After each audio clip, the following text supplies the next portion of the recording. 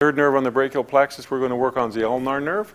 Ulnar nerve, sensory, fourth and fifth fingers. Funny bone experience comes in around here. The ulnar nerve is the lowest nerve in the brachial plexus. That comes over the first rib, often involved in the so-called thoracic outlet syndrome. Forward head posture, the ulnar nerve is involved sometimes. This is the most finicky nerve to stretch compared to the other two because people are so individual. And again, you're only kind of guiding post. Your polaris is the patient's response.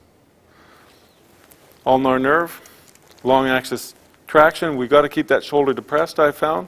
Flexion of the elbow, internal rotation of the forearm, extension of the wrist, and this time there's radial deviation of the wrist, and then I left the long axis traction this way, and then hand towards your ear. Pressure on. Feel that? Oh, yes. Now, you may have to go low. You may have to go way up here to get it. You might have to lift the arm a little bit higher. Everybody's different. What's right for one individual is not necessarily exactly for the other. So, see, I'm traction with my leg. She's keeping the arm down is important. And then pressure on, pressure off, pressure on, pressure off.